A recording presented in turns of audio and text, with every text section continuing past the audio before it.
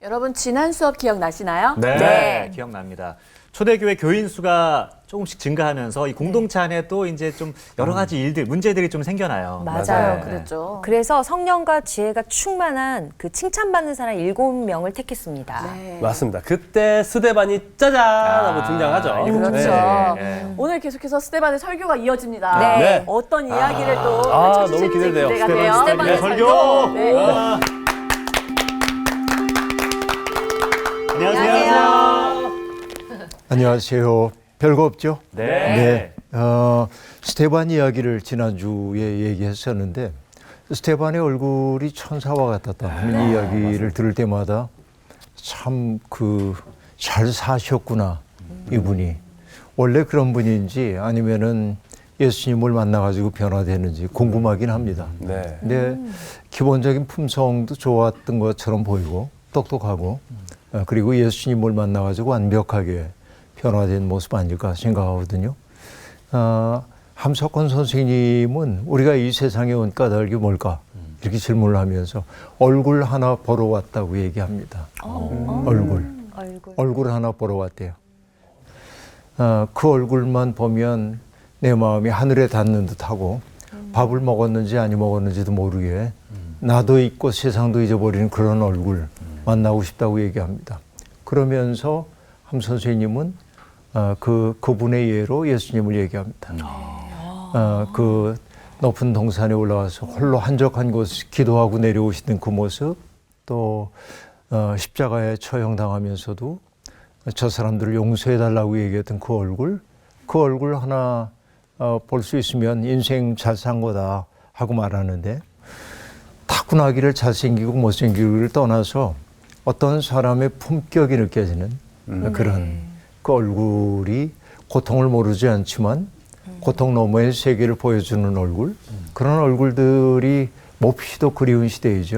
네. 그런 의미에서 스테반의 얼굴은 사람들이 막 격렬하게 자기 감정을 분출하고 이 속에서 흔들릴 법도 한데 흔들리지 않고 고요하고 천사의 얼굴처럼 그랬다.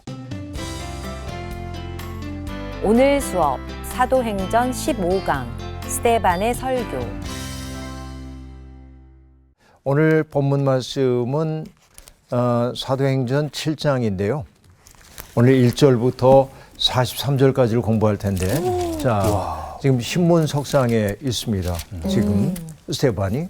그래서 산헤드린 공회의 의장은 언제나 그 해의 대제사장입니다. 네. 그래서 대제사장이 신문합니다. 이것이 사실이냐?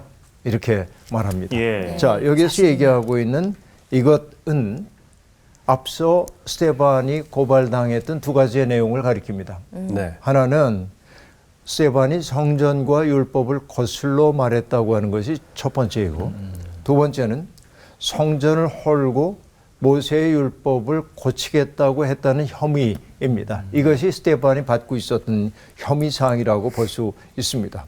자, 형식은 갖춰졌어요. 마치 법정에서 일어나는 것 같은, 지금 고발하는 이들이 이렇게 고발을 했는데 저들의 고발 내용이 사실이냐? 이제 형식은 지금 갖추고 있습니다. 네. 그렇죠.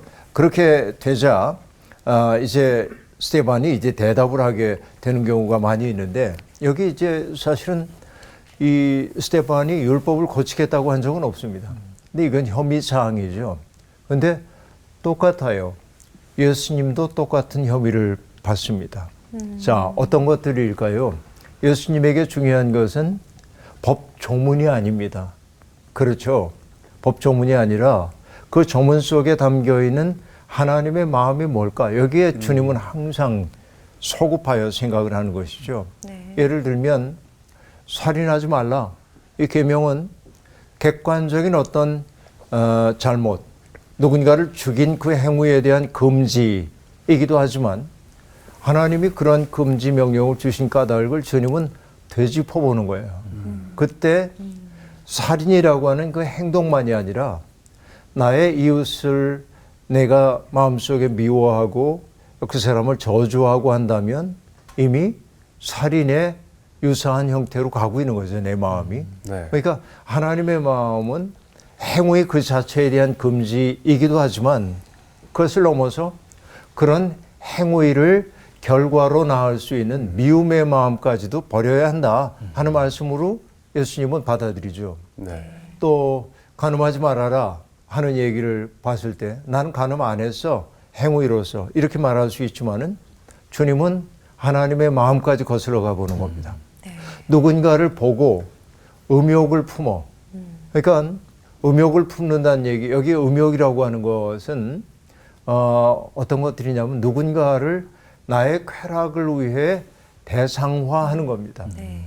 자, 나의 쾌락을 위한 도구로 만드는 거예요, 누군가를. 네. 그 얘기는 어떤 얘기냐면은 도구로 만든다는 건 뭐예요? 그는 더 이상 인격이 아닙니다.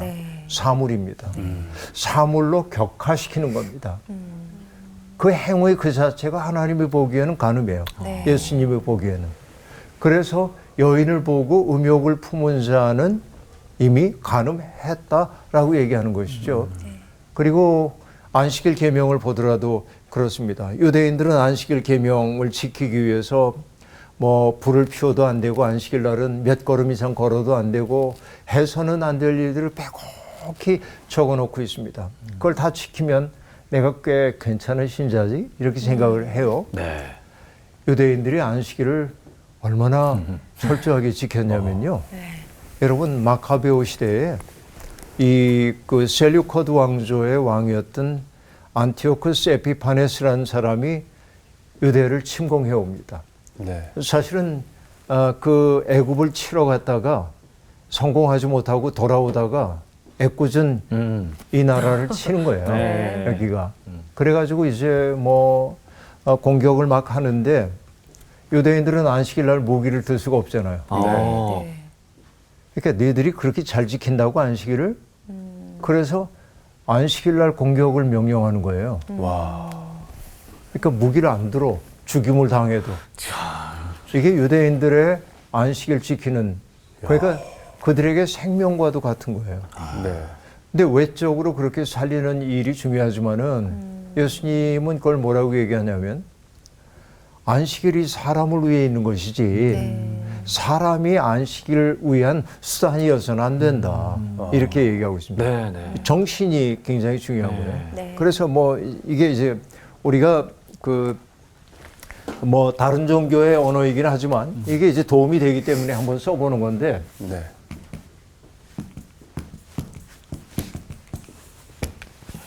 불린 문자 이런 말이 있어요. 문자에 서 있는 게 아니다. 문자 그 자체가 중요하지 않다. 문자가 가리키고 있는 그 너머의 세계가 중요하다 하는 얘기죠. 그러니까 스테반이 율법을 고치겠다고 얘기한 적은 없습니다. 예수님도 그렇습니다. 율법의 1.1획도 난 고치지 않는다. 중요한 건 뭐예요? 율법 속에 담겨 있는 하나님의 마음을 읽어내는 거죠. 네. 이 사람들을 못 견뎌하는 거예요. 지금. 예수님도 그렇고 스테반도 그렇고 그런 얘기라고 볼 수 있겠습니다. 자, 그러자 이제 스테반이 이제 이 모든 게 사실이냐라고 묻자 스테반이 대답합니다. 여러분 부형들이여 들으소서. 자, 사내들인 공의회 회원들을 부형들이라고 하고 있습니다. 요즘 말로 얘기하면 브레든 형제 여러분. 형제. 그 다음에 아버지, fathers, brethren and fathers 그렇게 얘기하는 거예요. 그러니까 부형들, 여기에 있는 사람들이 권위를 가지고 있는 대단한 사람들, 뭐 존경하는 뭐 아무개 이렇게 안 하고 아주 친숙한 언어로 얘기하죠. 부형들에게 여러분 부형들이요라고 말하면서 이제 들으소서 하고 말합니다. 네. 야, 이게 들으소서라고 한 말이 이게 사실이냐 그러니까 뭐 사실입니다 하고 얘기할 수도 있는데 부형들이여 들으소서라고 얘기합니다. 이건 굉장히 중요한 의미를 갖습니다. 왜 그러냐면 이스라엘 사람들이 금과 옥조로 여기고 있는 것 가운데 하나가 쉐마라고 하는 게 있는데 네. 이스라엘아 들으라. 우리 하나님 여호와는 오직 유일한 여호와시니 신명기 6장 4절이 쉐마라고 하는 건데 들으라 한 뜻입니다. 그 형식을 지금 따르고 있는 거예요. 권위 있는 말씀이 선포되고 있는 것처럼 형식을 갖추고 있어요. 네. 여러분 부형되어 들으소서라고 얘기하면서 그다음부터 아주 길게 하나님의 구원사의 이야기를 요장하게 풀어냅니다.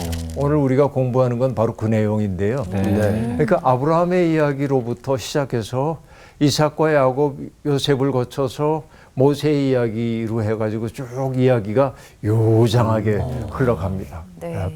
그게 이제 그러니까 스테반이 지금 하는 얘기는 갑자기 평지돌출식으로 예수라고 하는 분이 등장했어 이렇게 얘기 안 하고 네. 이분의 등장은 하나님의 구원 역사, 아브라함으로부터 시작되었던 구원 역사의 결론이라는 거예요.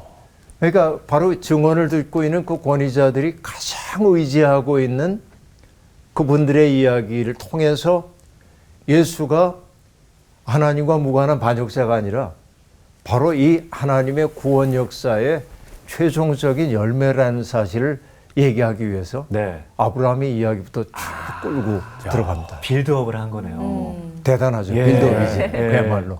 차근차근 빌드업 하는 거야. 그리고 얘기를 이제 합니다. 뭐 긴 얘기니까 간략하게 얘기하면 원래 아브라함이 살던 데가 사실은 그 갈대아 우루 지역에서 살죠. 여기 메소포타미아 문명권에서 굉장히 중요한 문명이 발생했던 데입니다. 거기에서 위쪽인 하란으로 이주해 가는데 그 하란, 갈대아 우루 그리고 팔레스타인 이 지역을 우리가 뭐라고 하냐 모양이 초승달 모양으로 생겼다고 해서 비옥한 초승달 지역 그래요. 그 강을 중심으로 해가지고 이렇게 하고 지중해 해변 지역 이 지역이 사람 살만한 곳이에요. 그래서 옛날부터 굉장히 그 발달했던 데입니다. 그러니까 이쪽 갈대아 우르로부터 하란까지 이주해 갔고 근데 이주할 때 하나님의 명령을 들었다는 거지. 우리가 잘 알죠. 창세기 12장. 네. 내 본토 친척 아버지 집을 떠나서 내가 내게 지시할 곳으로 가라 해서 떠나게 됩니다. 근데 여러분 이 아브라함의 이야기에서 중요한 게 뭐냐면 떠남의 이야기인데 여러분 떠난다고 하는 것은 내게 익숙하던 장소를 떠나고 내게 익숙하던 사람들을 떠난다고 하는 것은 어떤 얘기일까요? 자, 익숙한 장소, 사람, 언어, 문화 이 모든 익숙하던 것들로부터 떠난다고 하는 것은 한마디로 얘기하면 취약한 존재가 되는 거예요. 맞아요. 네. 맞아. 그렇죠. 우리도 여러분 어딘가 해외에 가거나 그러면은 낯선 곳에 가면 언어가 그 나라 사람들만큼 우리가 안 되니까 취약해지죠. 네. 네. 그리고 여기에 있으면은 내가 어려운 일이 있으면 전화도 할 수 있잖아. 나온 씨한테. 나온 씨. 그렇죠. 내가 이런 하셔야죠. 어려움이 있는데. 좀 도와줘. 네. 그럼 올 수 있는 사람들이 있잖아요. 네. 없어. 맞아. 여기에는. 그리고 어느 곳에 가든지 그 문화에 내가 익숙해지기 위해서는 적응을 해야 되잖아요. 어렵잖아요. 네. 그러니까 모든 게 다 어려워요, 이게. 근데 여러분, 하나님이 아브라함에게 떠나라고 했던 것은 뭐냐면 익숙한 세계, 낯익은 세계에만 머물게 되면 그게 세계 전체인 줄 알아. 우물한 개구리처럼. 그렇죠. 네. 네. 그러니까 떠나봐야 내가 속한 세계 말고 다른 세계가 있다는 사실을 알게 돼요. 네. 그러니까 여러분 인생은 끝없는 떠남의 연속입니다. 익숙한 세계를 떠나야 돼요. 여러분 태중에 있는 아이가 엄마 뱃속에 양수에 떠 있는 게 난 너무 행복해. 그래서 난 절대 안 나갈 거야. 야, 진짜 힘든데요. 그거. 큰일 나지, 큰일 말만 나. 들어도 너무 힘들어요. 그런 거죠. 네. 또 이제 아이들이 점점 자라면서 사회화를 진행해야 하는데 난 집을 절대 떠날 수 없어. 그럼 그거 문제예요. 네. 떠날면 언제나 어려움을 내포합니다. 네. 자, 아기들이 걸음마를 배우는 것도 똑같은데요. 애들이 처음부터 실패할 각오를 하고 일어서고 한두 걸음 걷다 주저앉고 이 과정을 반복하잖아요. 네. 안타깝다고 해 걷지 마. 내가 안아줄게. 이러면 안 되잖아요. 네, 그렇죠. 계속 시행착오를 거치도록 만들어야 돼. 이게 이제 우리 인생이라고 볼 수 있겠는데 하나님이 떠나라 하셔서 취약한 존재가 되고 나니까 뭐냐면 하나님을 의지해야 돼. 네. 그리고 타자들과의 관계에서는 누군가가 나를 맞아줘야 내가 살 수 있으니까 환대라고 하는 것이 얼마나 중요한지를 알게 돼. 네. 나 스스로가 취약한 존재가 되어보지 않으면 나를 환대해주는 사람에 대한 고마움을 알 수 없습니다. 그리고 취약해진 사람의 고통에 대한 이해가 없죠. 그러니까 아브라함은 그렇게 떠났다 하는 얘기입니다.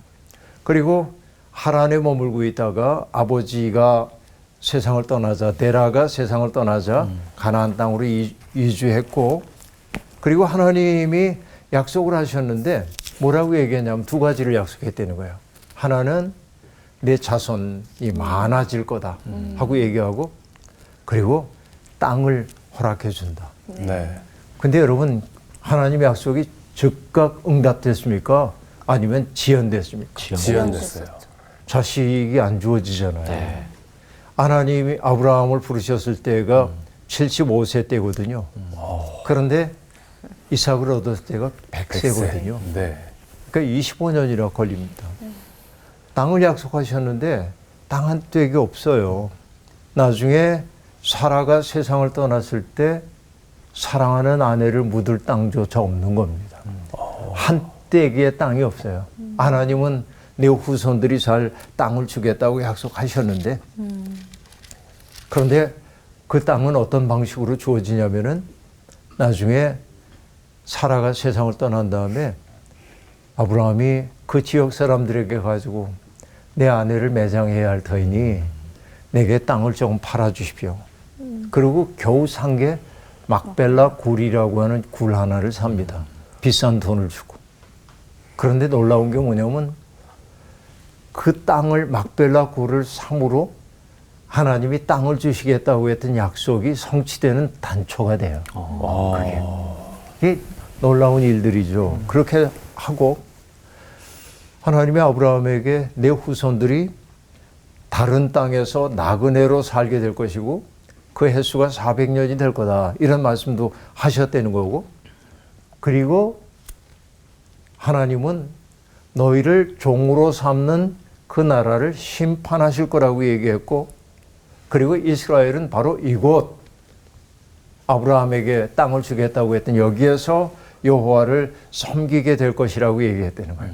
자, 일목요연하게 하나님의 어떤 그 질서 속에서 어떤 일이 이루어짐을 보여주고 있습니다.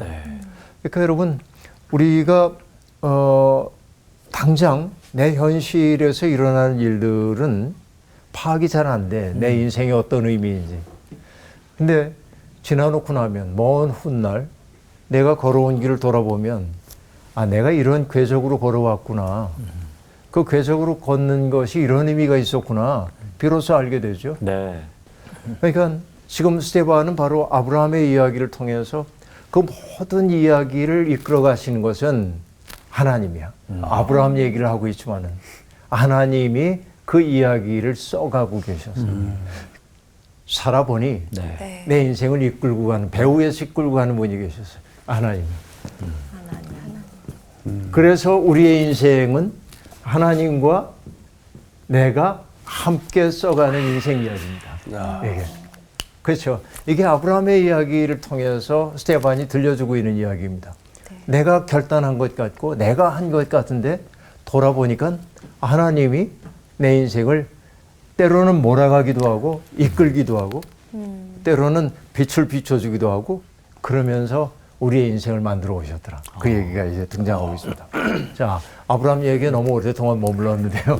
그 다음 이야기를 갈 텐데, 아브라함의 이후는 이삭, 야곱, 요셉 이야기입니다.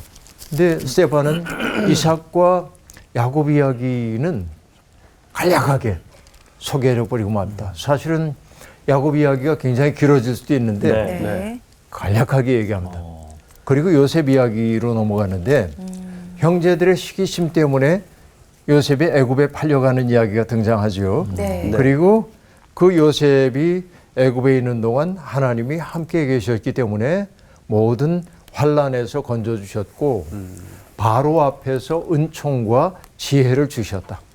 그 때문에 바로가 그를 애굽의 통치자로 삼았다 하는 얘기예요. 그리고 우리가 잘 아는 얘기가 나옵니다. 온 천하에 흉년이 들었고 흉년은 이 요셉의 아버지와 형제들에게도 괴로움이었고 그래서 곡식을 구하러 애굽에 내려온 이야기 그리고 여차저차 한 이야기를 간략하게 얘기하고 그리고는 결국은 요셉 덕분에 아버지 야곱을 비롯한 형제들이 애굽으로 이주해 온 이야기를 간단하게 얘기하고 있고 그리고 나중에 야곱이 죽자 세겜으로 옮겨가지고 아브라함이 은으로 주고 산 무덤에 장사 지냈다는 얘기를 하고 있고 그리고 하나님이 약속하신 시간이 다가오자 이스라엘 백성들이 많아지게 되었고 요셉을 알지 못하는 애굽 왕이 갖가지 방법으로 조상들을 괴롭게 하고 아이들을 죽였다 이렇게 얘기합니다. 여러분 이게 우리가 이야기꾼들의 솜씨는 뭐냐면 어떤 부분에서는 디테일을 얘기하고 어떤 부분은 과감하게 생략하고 네. 이게 이야기꾼들의 능력인데 스테반은 정말 이야기꾼입니다. 이 얘기를 아주 요셉 이야기를 왜 결국은 모세를 통해 어떤 구원이 일어났는지가 핵심이었기 때문에 아브라함의 이야기로부터 금방 요셉 이야기로 건너뛰고 요셉 이야기로부터 출애굽의 이야기로 연결하게 되는데 여기에서 우리가 잠깐 생각해 볼 게 뭐냐면 이 바로가 조상들을 괴롭게 하고 아이들을 죽였다 하는 얘기를 하는데 여러분 아이들의 죽음 이야기는 예수님 탄생 때도 있잖아요. 네. 네. 헤롯이 베들레헴에서 2살 미만의 아이들 죽이라고 얘기하잖아요. 네. 근데 여러분 오늘날에는 이런 거 없는 일입니까? 조직적으로 아이를 죽이는 일은 없지만 그러나 여러분 이런 못지않은 일들이 자주 벌어지고 있습니다. 사실 유럽과 미국에서 지난 세기 초만 하더라도 이런 일이 비일비재합니다. 어떤 얘기냐면 진화론의 영향을 받은 학자들 가운데 우생학이라고 하는 걸 그렇죠? 이렇게 내세우는 사람들이 있었습니다. 네. 그러니까 인간의 어떤 유전 형질 가운데 우수한 것을 선별하여서 그것을 가지고 좋은 사람을 만들고 좋은 역사를 만들 수 있다는 거예요. 그러니까 유전인자가 좋지 않은 사람들 그런 사람들은 제거하는 게 세상을 위해 도움이 된다고 생각을 했던 겁니다. 그러니까 여러분 이 인류학자인 프란시스 골턴이라고 하는 사람이 런던에 와서 살고 있는 스코틀랜드 출신 노동자들을 조사해 보니까 그들이 사는 지역에서 범죄가 많이 일어나. 그러니까 뭐라고 얘기하냐면 이 스코틀랜드 사람들의 유전인자 속에 범죄를 행하는 유전인자가 있는 것 같아. 그래서 이게 퍼지지 않도록 하기 위해서 그들이 아기를 낳지 못하도록 해야 돼. 이런 그 법적 조치를 합니다. 근데 이게 미국에서도 그대로 들어옵니다. 우생학이. 그게 뭐냐? 장애를 가지고 있는 사람이 아기를 낳지 못하도록 단종법을 시행하기도 하고요. 그렇죠? 집시, 뭐 장애를 가지고 있는 사람, 지능이 약간 떨어지는 사람, 또 어떤 그 자기들이 좋아하지 않는 유색인종들 그런 이들을 강제로 단종시키는 이런 일들이 벌어져요. 미국에서. 진짜로 벌어진 일입니다. 끔찍한 일이죠. 근데 그거의 최종 완결판이 나치즘의 히틀러주의입니다. 아리안족의 순수함, 가장 우수한 아리안족의 혈통이 자기들을 이 독일 땅에 있어야 된다고 생각하고 거기에 미치지 못하는 모든 사람들을 제거하는 방법을 가잖아요. 이게 끔찍한 얘기죠.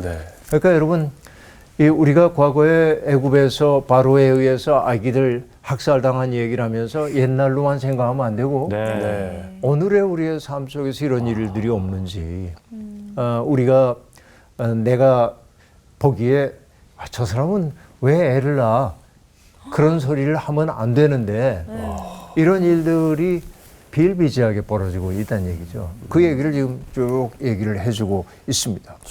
그리고 드디어 모세가 등장합니다. 아. 왜냐하면 결국 모세를 통해 하나님이 율법을 주셨기 때문에 모세 얘기가 등장하는데 모세가 태어났을 때 하나님 보시기에도 아름답습니다.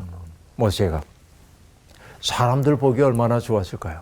차마 죽게 할 수가 없었어요.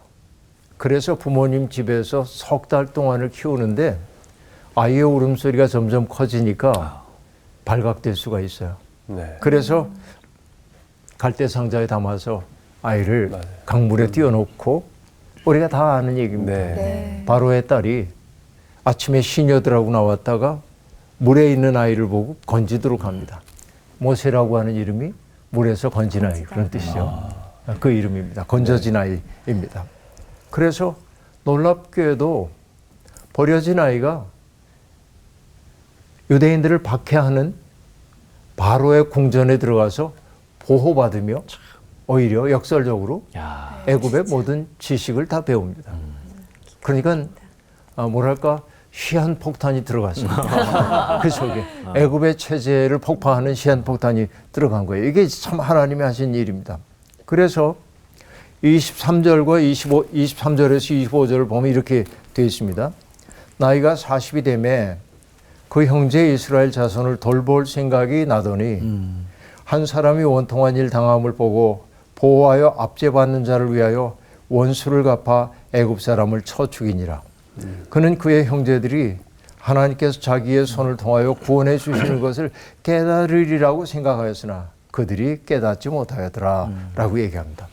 자, 나이가 40살 되었을 때 여러분 40이라고 하는 숫자는 성경에 특별한 네. 뭔가 인생의 하나의 마디가 만들어지고 또 다른 마디를 향해 출발하는 지점이 되곤 하는데 나이가 40 되었을 때 나갔다가 자기 동족들이 박해받는 것을 보고 화가 나가지고 이제 때리고 네. 애굽의 관료를 그 다음날 나가봤더니 동족들끼리 또 싸워요. 그래서 아우 우리끼리 그러면 안 되지 하고 화해를 시키려고 그랬더니 아니 어제 애굽 사람 때려 죽이더니 우리의 재판장이 되려는 거야 이렇게 이제 대듭니다. 네. 네.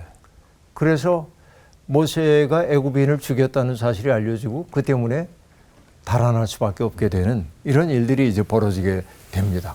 그렇죠? 그런데 그들이 하는 얘기가 재밌습니다. 누가 너를 관리와 재판장으로 우리 위에 세웠느냐? 내가 어제는 애굽 사람을 죽인 것 같이 또 나를 죽이려고 하느냐라고 얘기를 합니다. 근데 여러분 이 말 속에 아이러니가 있습니다. 결국은 모세가 그의 질문대로 관리와 재판장이 되잖아요. 그렇죠. 되지요. 그렇네요. 네. 야. 결과적으로는. 네. 오. 예, 이게 어떻게 보면 예지적 멘트라고 얘기할 수 있겠는데. 그렇죠. 이렇게 이제 얘기를 지금 하고 있습니다. 그래서 모세는 달아날 수밖에 없었고 미디안 땅에서 나그네가 되어 아들 둘을 낳았다. 이렇게 말합니다. 여러분 나그네가 된다고 하는 것은 굉장히 낭만적으로 들리긴 하는데 나그네는 참 고달픈 존재이기도 합니다. 여기 나그네로 살았던 모세의 쓸쓸함이 드러나는 이름이 첫 번째 아들 이름입니다. 그래요. 그 이름은 게르솜. 게르솜. 게르솜인데 게르라고 하는 말이 누군가의 보호를 받는 손님 혹은 나그네라는 뜻입니다. 그러니까 아들에게 자기의 쓸쓸한 처지를 투사하는 이름을 줘서 난 이곳에서 아내를 얻고 이곳에서 목동으로 이렇게 살고 있지만은 난 참 쓸쓸해. 난 여기 그냥 이걸 내 고향으로 삼기도 어렵고 난 여기에 쓸쓸하게 살고 있어. 그런 뜻입니다. 그런데 여러분 나중에 그 모세가 두 번째 아이를 낳았을 때 그 아이의 이름은 엘리에셀이라고 붙여줍니다. 네. 그건 뭐냐면 내 아버지의 하나님이 나를 도와주시리라. 그런 뜻입니다. 그러니까 하나님이 나를 구원하셨다 한 뜻입니다. 그러니까 게르솜에서 엘리에셀로의 이 변화의 과정도 굉장히 중요한 과정임을 알 수 있는데 그러니까 우리가 쓸쓸함, 고통스러움, 고독함 이것을 뚫고 가서 하나님이 나와 함께 하셨다. 네? 하나님이 우리를 도와주신다. 여기에까지 이르는 게 인생의 과정이 아닌가 하는 생각을 하게 되는데요. 네. 그러니까 이렇게 그 두 아이를 낳고 그리고 마침내 모세에게 그 운명의 날이 다가옵니다. 네. 그 운명의 날은 무엇이었어요? 떨기나무. 네. 불꽃 속에서 임하신 하나님과의 만남입니다. 여러분, 우리가 떨기나무 이야기를 할 때 이 떨기나무라고 하는 게 참 그 성경에서 흥미로운데 떨기나무 보신 적이 있나요? 떨기나무는 이렇게 목질부가 있어가지고 쭉 올라가는 이런 나무는 아닙니다. 우리로 얘기하면 관목 가운데도 어떤 거냐면 이렇게 늘어지는 개나리 같은 아주 아주 작은 나무입니다. 그러니까 이 떨기나무는 더위에 지친 나그네에게 그늘을 드리워 주지도 못하고, 그렇죠? 집을 고치는 데 쓸 목재도 되지 못하고, 그렇죠? 아무 역할을 못합니다. 그래서 떨기나무는 뭐냐면 보잘것 없음의 상징이기도 합니다. 떨기나무는 참 보잘것 없는 거예요. 네. 그런데 이 떨기나무들은 하나의 이게 이제 그 일종의 환유라고도 얘기할 수 있는데 떨기나무가 상징하는 것들이 있어요. 그게 뭐냐면 보잘것 없어. 무쓸모. 쓸모 없음. 예. 여기에서 조금만 바꿔가면 쓸모 없는 자. 네. 이 얘기는 뭐냐면 대체 가능한 존재입니다. 떨기나무. 대체 가능하다고 하는 얘기는 뭐냐면 인격이 아니라 수단이라고 하는 얘기입니다. 네. 그러면 수단화되어 있는 사람들이 누구예요? 종들이죠. 노예들이죠. 네. 그러니까 이 과정을 가만히 보니까 이게 떨기나무인데 이게 이렇게 연결을 해보니까 수단이 된 사람들, 목적이 아니라 수단이 된 사람들, 사물이 된 사람들. 바로 히브리인들입니다. 그들 속에 와서 태양신의 아들이라고 하는 바로의 체제는 그런 사람들을 호로록 태워버려, 죄로 받고. 수단이니까 네. 제거해도 괜찮아. 그런데 하나님은 떨기나무 속에서 임재했는데 어땠어요? 떨기나무를 태워버리지 않고 빛나게 했다. 네. 어머나. 네. 그죠? 예, 예. 이게 어마어마한 사건이란 말이에요. 그러니까 우리가 믿는 하나님은 이런 분이란 말이에요. 네. 수단이 된 사람, 사물로 변한 사람들, 그들을 아무것도 아닌 것처럼 하는 바로의 체제와 달리 바로 그런 사람들 속에 임재하심으로 그들을 빛나게 하시는 존재. 나는 그 떨기나무 사건을 그렇게 이제 늘 받아들이고 있습니다. 그러니까 하나님에게는 목적이 아닌 존재가 없어요. 네. 하나님은 누구를 수단으로 삼지 않습니다. 하나님이 누군가를 수단으로 삼는다, 뭐 해? 라고 얘기할 거예요. 맞아요. 그런데 하나님은 언제나 이렇게 할래? 라고 물어요. 왜? 그를 존중하기 때문에 그럽니다. 자, 여러분, 떨기나무 가운데 나타나신 하나님이 모세에게 내 발에서 신을 벗어라. 내가 서 있는 곳은 거룩한 땅이니라 하고 얘기합니다. 그리고 하나님이 모세를 부르신 까닭을 얘기합니다. 7장 34절만 정훈 학생 한번 읽어주세요. 34절. 내 백성이 애굽에서 괴로움 받음을 내가 확실히 보고 그 탄식하는 소리를 듣고 그들을 구원하려고 내려왔노니 이제 내가 너를 애굽으로 보내리라 하시니라. 네, 애굽에서 괴로움을 받음을 내가 확실히 봤다. 예. 그 탄식하는 소리를 듣고 들으셨다. 예. 내려왔다. 여러분, 이게 하나님이 하신 일입니다. 그리고 그래서 너를 애굽으로 내가 보내려고 한다라고 얘기를 하고 있습니다. 그리고 마침내 출애굽 사건이 어떻게 벌어졌는지를 보여주고 있고 40년간 기사와 표적을 통해서 광야 생활을 했던 이야기를 쭉 하고 있습니다. 그리고는 모세 이야기의 결론으로 뭐라고 얘기합니까? 이스라엘 자손에 대하여 하나님이 너희 형제 가운데서 나와 같은 선지자를 세우리라 하던 자가 곧 이 모세라.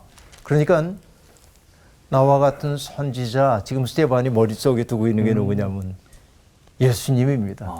모세의 입을 통해 바로 증언됐다는 거예요. 그러니까 신의 산에서 말하던 그 천사와 우리 조상들과 함께 광야 교회에 있었고 또 살아있는 말씀을 받아 우리에게 주던 자가 이 사람이라 하고 얘기를 하고 있어요. 광야 교회. 에클레시아 엔테 에레모 광야 교회. 여러분 이게 참 광야 교회라고 얘기한 게 너무나 재미있는 부분인데 스테반은 모세를 엄청 높이고 있어요. 그렇죠? 스테반이 모세를 이렇게 높이는 까닭은 자신이 모세를 거역한 적도 없고 그를 통하여 전달되고 있는 율법을 폭력적 방식으로 거부한 적도 없다. 오히려 그 전통 위에 서 있는 예수님을 네. 그대들이 하나님의 역사를 잘한다고 하는 그대들이 박해했다라고 하는 얘기를 들려주고 있는 겁니다. 그리고 그 반역의 역사는 그들에게 뿌리 깊다는 사실을 얘기하고 있습니다.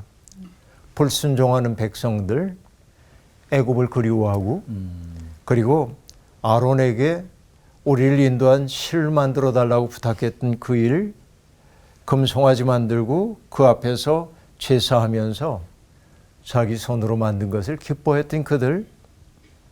그런데 하나님이 그들을 버려두셨다는 거예요. 그리고 아모스 시대의 우상 숭배의 그 실상을 드러낸 말도 하고 있습니다. 그렇죠? 이게 42절인데요. 네. 42절, 43절 나훈 씨가 좀 읽어줄래요? 네. 하나님이 외면하사 그들을 그 하늘의 군대 섬기는 일에 버려두셨으니 이는 선지자의 책에 기록된 바 이스라엘의 집이여 너희가 광야에서 40년간 희생과 제물을 내게 드린 일이 있었느냐 몰록의 장막과 신 레판의 별을 받들었으며 이것은 너희가 절하고자 하여 만든 형상이로다 내가 너희를 바벨론 밖으로 옮기리라 함과 같으니라. 네.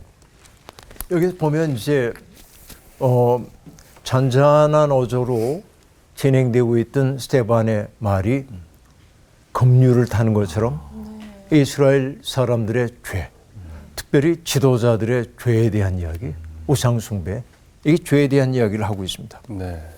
어떤 얘기냐면 우상 숭배는 유대인들의 유전자 속에 있는 것처럼 보인다.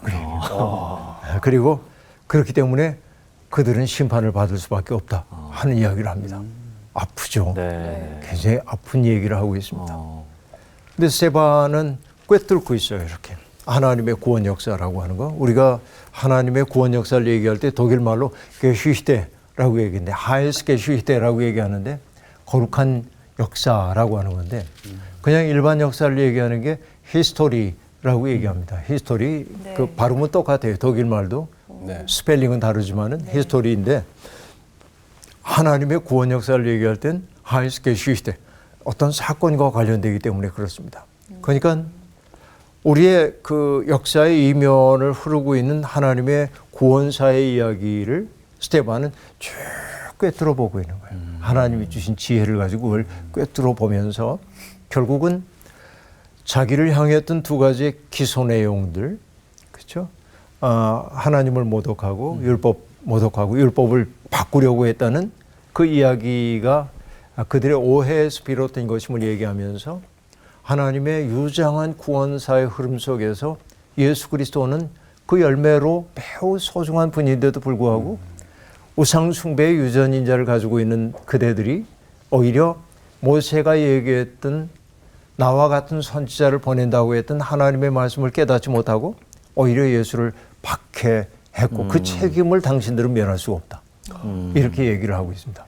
스테반이 온유하고 따뜻한 사람인 줄만 아는데 할 소리 하는 사람이구나. 그래요. 네. 단단한 사람입니다. 그러니까 여러분 이게 우리가 믿음이라고 하는 게 말랑말랑하기만 한 건 아니에요. 때때로 해야 하는 얘기는 칼날처럼 하는 겁니다. 예언자들이 그랬던 것처럼. 자, 이렇게 얘기한 스테반이 어떻게 됐을까요? 스테반의 이야기를 듣고 사람들이 아이고 우리가 죄를 졌습니다 하고 엎드렸더니 얼마나 좋겠습니까만 현실은 그러하지 못했습니다. 이 얘기는 다음 주에. 끝났어요? 네. 자, 오늘 여기서 수업을 마칠게요. 네. 고맙습니다. 고맙습니다.